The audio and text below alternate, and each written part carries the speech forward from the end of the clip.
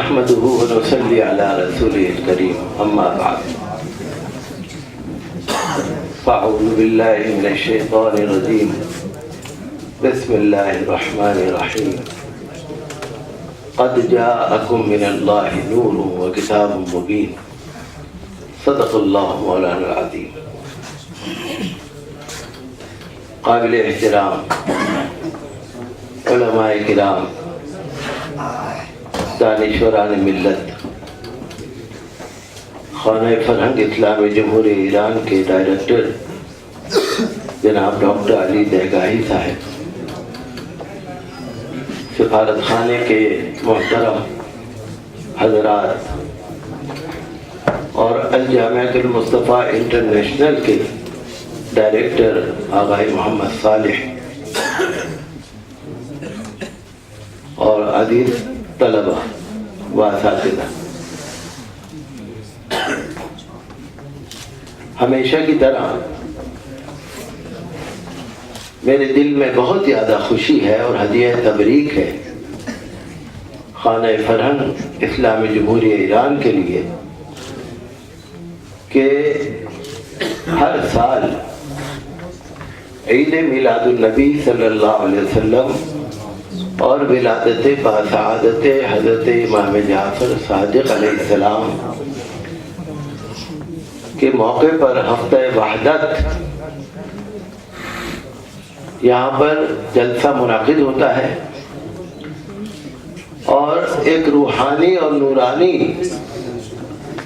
اجلاس ہوتا ہے اور مسابقہ قراءت قرآن کریم کا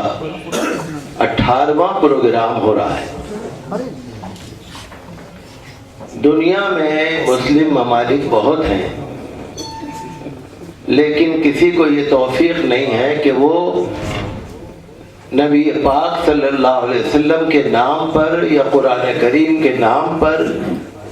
کوئی اجلاس منعقد کرے۔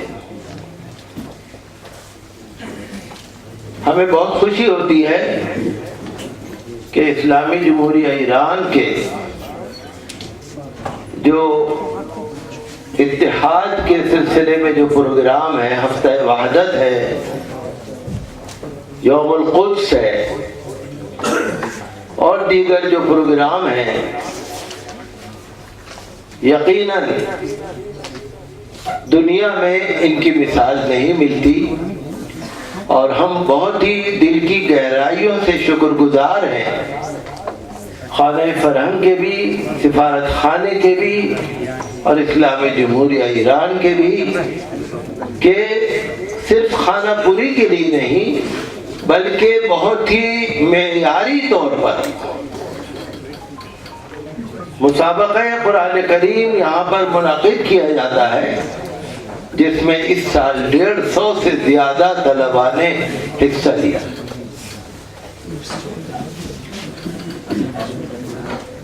پیغمبر اسلام صلی اللہ علیہ وسلم یہاں پر مجھ سے پہلے مقررین نے بہت ہی حسین اور جمیل اور جامع انداز میں عقائد و جہاں صلی اللہ تعالی علیہ وسلم کا ذکر پاک کیا۔ یقیناً آپ کی شان وہ ہے کہ جس کے بارے میں کچھ کہنا بہت ہی مشکل ہے۔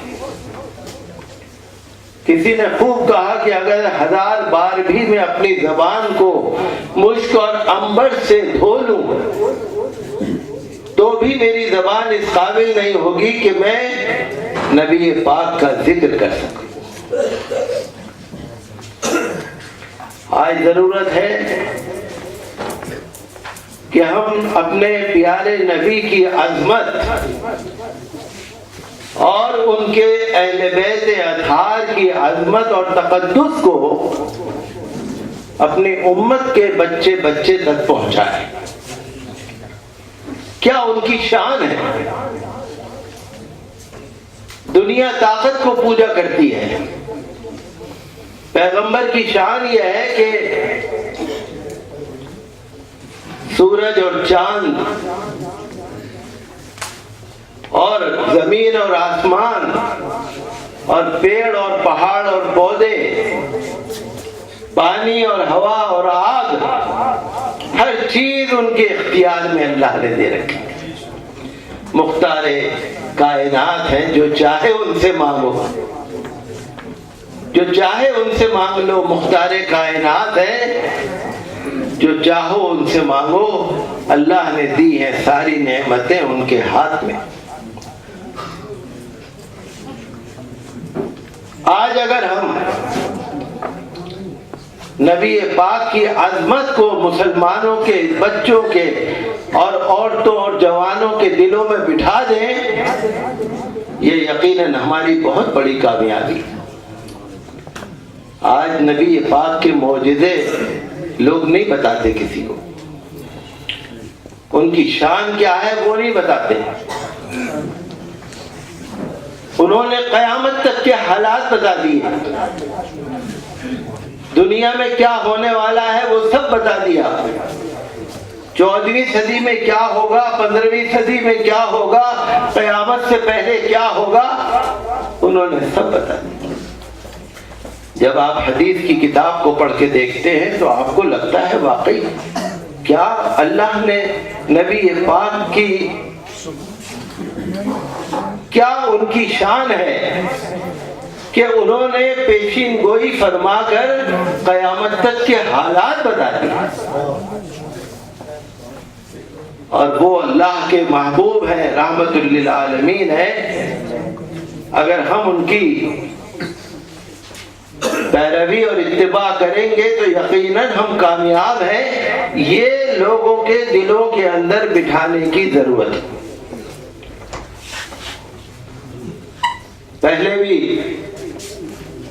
میں نے اس بات کو کہا اور آج بھی کہہ رہا ہوں کہ نماز جیسی مقدس عبادت کے اندر اللہ تعالی نے قاعدہ اخیرہ اور قاعدہ اولا میں التحیات للہ والصلوات والطیبات والسلام علیک ایھا النبی ورحمۃ اللہ وبرکاتہ، اور پھر تشہد کے بعد اللہم صلی علی محمد وعلی آل محمد۔ نبی کی شان تو بہت اعلیٰ ہے، لیکن نبی کی شان نہیں بلکہ آل نبی اور اہل بیت کی شان بھی بہت اعلیٰ ہے، اور اتنی اعلیٰ ہے کہ نماز جیسی مقدس عبادت میں آپ ان کا نام لے لو تو نماز خراب نہیں ہوگی، قبولیت کے قابل ہو جائے گی۔ ان کے وسیلے سے اگر ان کا نام لے کے آپ اپنی نماز کو بارگاہ الہی میں پیش کرو گے قبول ہو جائے گی، اور اگر بغیر ان پر درود و سلام پڑھے پیش کرو گے تو اللہ کی بارگاہ میں نہیں جائے گی۔ یہ شان ہے، لیکن آج ہمارے مسلمان جوان اور بچے جانتے بھی نہیں کہ نبی کی شان کیا ہے۔ بس یہ کہہ دیتے ارے وہ تو ہمارے ہی جیسے انسان تھے، وہ تو ہمارے ہی جیسے انسان تھے، جو مانگنا ہے اللہ سے مانگ لو۔ یہ کہہ کے لوگوں کے دلوں سے، یہ میں یہودی عیسائیوں کی بات نہیں کر رہا، یہ میں مسلمانوں کی کر رہا ہوں، یہودی عیسائیوں کی باتیں نہیں کر رہا، وہ تو ہمارے ہی جیسے انسان تھے۔ ایک شاعر نے کہا اللہ کی سرتاب قدم شان ہے یہ، انسان نہیں انسان وہ انسان ہے یہ۔ قرآن تو بتاتا ہے ایمان انہیں، ایمان یہ کہتا ہے میری جان ہے یہ۔ تو لوگوں کے دلوں کے اندر نبی پاک کی عظمت، اہل بیت اطہار کی عظمت، ان کی محبت، پھر جا کے کہیں پیروی کا مرحلہ آئے گا۔ اور آج ضرورت ہے کہ ہم نبی پاک کی تعلیمات کو اپنائیں۔ سراپا رحمت للعالمین ایک مرتبہ آقا کی خدمت میں ایک شخص آئے اور آ کر کہنے لگے یا رسول اللہ میرے 2 غلام ہیں، وہ مجھ سے کبھی کبھی بدسلوکی کرتے ہیں تو میں ان کو سزا دیتا ہوں، تو یا رسول اللہ کہیں ایسا تو نہیں کہ اللہ کی بارگاہ میں کہیں مجھے پکڑ ہو جائے؟ فرمایا کیا تم نے قرآن شریف کی آیت نہیں پڑھی؟ وَنَضَعُ الْمَوَازِينَ الْقِسْطَ لِيَوْمِ الْقِيَامَةِ فَلَا تُظْلَمُ نَفْسٌ شَيْئًا، کیا نہیں پڑھا تم نے؟ اگر تم نے غلاموں کو سزا زیادہ دی ہوگی تو اللہ کے ہاں تمہیں سزا ملے گی، بات پرس ہوگی، اور اگر انہوں نے زیادہ تمہیں ستایا ہوگا تو پھر ان سے بات پرس ہوگی، اللہ کے ہاں حساب و کتاب ہوگا۔ وہ صاحب لرز گئے، کام گئے، کہنے لگے یا رسول اللہ میں آپ کو گواہ بنا کے کہتا ہوں میں نے اپنے غلاموں کو آزاد کر دیا۔ تو آج جو دہشت گردی ہے، آج جو ظلم ہو رہا ہے اسلام کے نام پر، تو ضرورت ہے کہ ہم نبی پاک کی تعلیمات کو، قرآن پاک کی تعلیمات کو اجاگر کریں اور اپنے قول و فعل سے، اپنے عمل سے نبی پاک کی سیرت کو دوسروں کے سامنے پیش کریں۔ بڑا افسوس ہوتا ہے جب ہم سنتے ہیں، ابھی 10-12 دن پہلے مصر کے اندر مسجد الروضہ میں جمعے کی نماز پڑھتے وقت جو واقعہ گزرا، حادثہ گزرا، جس میں 305 لوگ شہید ہو گئے، وہ کون ہے؟ وہ بھی مسلمان اور وہ بھی مسلمان۔ تو آج ہمیں سب کو ببانگ دہل یہ اعلان کرنا چاہیے کہ اسلام کا ظلم اور تشدد سے کوئی دور کا بھی واسطہ نہیں۔ نبی پاک صلی اللہ تعالی علیہ وسلم نے جہاں پر انصاف کا بول بالا فرمایا، جہاں پر ظلم کا ادنا سا شائبہ بھی نہیں رہا، آج افسوس یہ ہے کہ ان کے ماننے والے کس قدر ظلم ڈھا رہے ہیں۔ ابھی اتحاد کی بات ہو رہی تھی،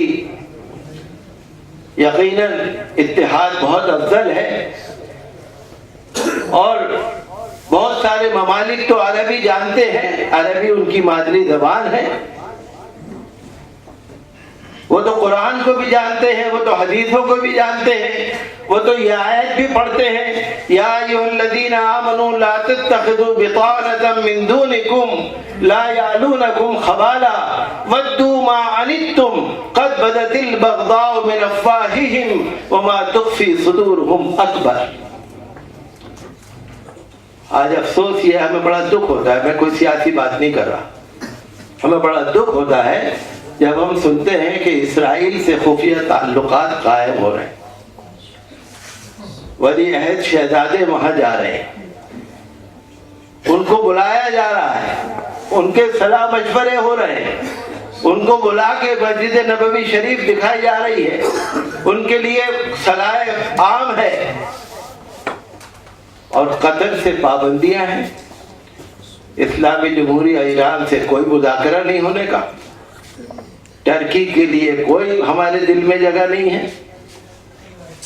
تو جب یہ ہم باتیں سنتے ہیں تو ہمیں دکھ ہوتا ہے کہ چاہے عوام ہو، چاہے خواص ہو، چاہے ارباب اقتدار ہو، آج سبھی کو ضرورت ہے کہ نبی کریم صلی اللہ علیہ وسلم کی تعلیمات کو اپنائیں، اور جہاں پر بھی کوئی ہو، جہاں پر بھی کوئی ہو، بغیر سیاسی بات کریں۔ ہمیں کم از کم کہنا ضرور چاہیے، میں نے تو ایک مرتبہ کہا بھی تھا، ایک بہت ہی ذمہ دار وفد تھا، میں نے ان کے سامنے کہا کہ صاحب ایسا نہیں ہو سکتا کہ ایران کا کوئی وفد عرب ممالک میں جائے، عرب ممالک کا وفد وہاں پر آئے، تو مجھے یہ بتایا گیا کہ ہم تو تیار ہیں، ہمارا وقت تو جا سکتا ہے، لیکن وہاں تو کوئی بات کا گنجائش ہی نہیں ہے۔ تو اس کے لیے بھی ہمیں ہر مسلمان کو آواز اٹھانی چاہیے۔ کہ جو مسلم ممالک ہیں وہ بھی اپنے اندر اتحاد پیدا کریں، مذاکرات ہونا چاہیے، اور آپس میں انما المؤمنون اخوۃ کے مطابق ہمیں ہر معاملے میں غور و فکر کرنی چاہیے، مسجد اقصی کے لیے، فلسطینیوں کے لیے، اور ظلم اور تشدد کے خلاف ہمیں آواز اٹھانی چاہیے۔ ابھی جو آخر میں ہمارے کچھ حضرات نے فرمایا کہ مسجدیں کھولی جائیں اور مدرسے کھولے جائیں سب کے لیے، تو میں نے تو کھول رکھا ہے۔ میں الحمدللہ 48 سال سے مسجد فتح پوری میں امام ہوں، اور تقریباً 45 سال سے ہمارے ہر پروگرام میں زیادہ تر شیعہ حضرات علماء کرام ہمارے پروگراموں میں مسجد فتح پوری میں ہزاروں کے مجمع میں شریک ہوتے ہیں۔ آغا ذیشان ہدایتی مرحوم، آغا عقیل غربی، اور بہت سارے مسلمان، حضرت مولانا مجتبیٰ، دیگر سبھی حضرات وہ اس بات کے گواہ ہیں، اور ہمارے بزرگ مولانا محسن تقوی، آپ کے بزرگوار والد محترم سید علی تقوی صاحب اس بات کے گواہ ہیں کہ ہم نے چاہے سیرت مبارکہ ہو، چاہے کوئی اور موقع ہو، ہم نے اتحاد کا مظاہرہ کر کے علماء اہل تشیع کو فتح پوری مسجد میں بلایا اور عوام نے ان کا استقبال کیا۔ اور ابھی بھی 2 دن پہلے عید میلاد النبی صلی اللہ علیہ وسلم کے جلسے کے موقع پر آقا محمد صالح سے ہماری بات ہوئی تھی عید میلاد النبی، تو انہوں نے یک استاد آموزش المصطفیٰ فرستاد ابود شما اوجا او رسید ابود اوجا ہم خطاب کرتا بود اوجا سے یک طالب علم سید علی کوثر حمزہ نعت مبارک ہم خواندہ بود، مسلمانان اہل تشیع خیلی زیاد استقبال کرتا بود، خیلی زیاد خوش بود۔ ابھی 2 دن پہلے استاد جناب علی عباس حمیدی اور سید علی کوثر اور اہل تشیع حضرات کے طلباء مسجد فتح پوری میں ہمارے جلسے میں شریک ہوئے، سب نمازیوں نے ان کا استقبال کیا، علی عباس حمیدی نے خطاب بھی کیا، اور علی کوثر نے وہاں پر نعت پاک پڑھی۔ ہمارے تو ہم نے جتنی ہم سے کوشش ہے فتح پوری مسجد میں، انقلاب اسلامی جمہوریہ ایران تو بعد میں ہوا ہے، یہ تو بعد میں ہوا ہے، میں 45 سال پہلے کی بات کر رہا ہوں، 35 سال پہلے کی نہیں کر رہا۔ الحمدللہ جتنی ہم سے کوشش ہے وہ ہم کر رہے ہیں، کسی کو دکھانے کے لیے نہیں، کوئی داد ستائش لینے کے لیے نہیں، بلکہ آج کی ضرورت ہے کہ ہمارے اندر اتحاد ہو۔ اور جب بابری مسجد شہید ہوئی تھی اس وقت بھی ہم نے تحریک حمایت الاسلام کی بینر سے بہت سے جلسے کیے، تو علماء تشیع ذیشان ہدایتی، عقیل الغربی اور دیگر سبھی حضرات اس میں شانہ بشانہ شریک رہے، اور بابری مسجد کے شہید ہونے کے بعد 15 جنوری کو ہم نے پرامن گرفتاریاں پیش کی، جس میں سے عوام کا پروگرام نہیں، صرف ائمہ کا پروگرام تھا۔ 40-45 ائمہ کرام نے گرفتاریاں دی تھی، جس میں سے بہت سے ہمارے اہل تشیع حضرات، علماء، دانشوران اس میں شریک تھے۔ بہرحال جن حضرات نے جو یہاں پر فرمایا میں لفظ بلفظ اس کی تائید کرتا ہوں، اور ہمارے اندر یہ سب ہونا چاہیے، اجتماعیت اور اتحاد ہونا چاہیے، آج کی سب سے بڑی ضرورت ہے۔ اور نبی پاک صلی اللہ تعالیٰ علیہ وسلم کا ذکر مبارک یہاں پر کرنا یہ ایمان کی نشانی ہے، ایمان کی نشانی ہے۔ اگر جس سے محبت ہوتی ہے جس کو، وہ ان کا ذکر ضرور کرتا ہے۔ من احب شیئا اکثر ذکرہ، وہ ذکر کرتا ہے۔ یہاں پر میلاد النبی صلی اللہ علیہ وسلم کے موقع پر جو پروگرام ہے، اور ولادت باسعادت حضرت امام جعفر صادق اور تمام ائمہ معصومین جو اہل بیت اطہار کے ہیں، وہ ہمارے سب کے امام ہیں، وہ ہمارے سب کے امام ہیں۔ تو ہمیں اور آپ کو اس چیز کو سب لوگوں میں پھیلانے کی ضرورت ہے، اور یقیناً اسلامی جمہوریہ ایران کے بانی اور رہبر امام خمینی نے جس طرح سے ہفتہ وحدت اور یوم القدس اور جو اتحاد بین المسلمین کا جو پروگرام شروع کیا ہے، یقیناً اس کے بہت ہی مؤثر اثرات مرتب ہو رہے ہیں، اور ہمیں یقین ہے کہ انہی سب نیتوں کی وجہ سے انشاءاللہ اسلامی جمہوریہ ایران کا جھنڈا اونچا رہے گا۔ آج بہت سارے لوگ سازشیں کر رہے ہیں، کچھ تو اسی لیے پیدا ہوئے جو سازش کرے، اور کچھ ان کے ساتھ مل جاتے ہیں اور سارے کے سارے متحد ہونا چاہ رہے ہیں اسلامی جمہوریہ ایران کے مقابلے میں، یا کسی ایک دو عرب ملکوں کے مقابلے میں۔ ہر مسلمان کو اس کے لیے آواز اٹھانی چاہیے، اور ہمیں اور آپ کو یہ آواز لگانی چاہیے کہ مومنین کے بین طائفتان من المؤمنین اقتتلوا فاصلحوا بینہما فإن بغت احداہما علی الاخری فقاتلوا التی تبغی حتی تفیء الی امر اللہ۔ بہرحال چھوٹا منہ بڑی بات، تو زیادہ تو کہنا مناسب بھی نہیں ہے، لیکن میری کسی بات کا مقصد سیاسی نہیں ہے۔ میرا مقصد یہ ہے کہ مومن کے لیے سب سے پہلے مومن کے دل میں جگہ ہونی چاہیے، اور اپنے مفادات کو مد نظر رکھ کر ان دشمنوں سے ان اشد الناس عداوۃ للذین آمنوا الیہود، ان سے ہاتھ ملانا، دوستی کرنا، خفیہ معاہدے کرنا، اور ان کے لیے دوستی کرنا اور پتہ نہیں کیا کیا کرنا، تو یہ مسلمانوں کے لیے زوال کی نشانی ہے۔ ہمیں ان سب کے لیے آواز اٹھانی چاہیے، اور بہرحال جو بھی جس کے اندر کمی ہو، چاہے وہ کوئی سا بھی ملک ہو، چاہے اسلامی جمہوریہ ایران ہو، چاہے کوئی بھی ہو، اگر کسی کے اندر کمی ہے وہ بھی آواز اٹھانی چاہیے، اگر کسی کے اندر کمی نہیں ہے تو اس کی حمایت کرنی چاہیے، تاکہ ہماری آواز دوسروں تک پہنچے، اور ہمیں نبی پاک صلی اللہ تعالی علیہ وسلم کی عظمت شان، ان کے معجزات، ان کی تعلیمات اور ان کی سیرت طیبہ کو لوگوں تک زیادہ سے زیادہ پہنچانے کی ضرورت ہے۔ میں شکر گزار ہوں خانہ فرہنگ کا، ڈاکٹر علی دیگائی کا، سبھی حضرات کا، کہ اتنے بہت خوبصورت مسابقہ قرأت قرآن کریم کے اختتامیہ پروگرام میں ہم لوگوں کو مدعو کیا۔ یقیناً یہ بہت ہی بڑی بات، بہت ہی بڑی بات۔ جس شاندار طور سے مسابقہ قرأت قرآن کریم منعقد کیا جاتا ہے، جتنے عظیم الشان انداز میں، معیاری انداز میں، جس میں اسلامی جمہوریہ ایران کے قراء حضرات بھی آتے ہیں، ہندوستان کے بھی نامور قراء آتے ہیں، عزیز طلباء شریک ہوتے ہیں، میرے پاس الفاظ نہیں کہ میں کن الفاظ سے اس کی تبریک پیش کروں۔ اللہ تعالیٰ ان پروگراموں کو قبول فرمائے، اور ہماری سب کی دعا ہے کہ اللہ تعالیٰ ایسے پروگرام منعقد کرنے والوں کی غیب سے اور روح القدس سے مدد فرمائے۔ وآخر دعوانا ان الحمدللہ۔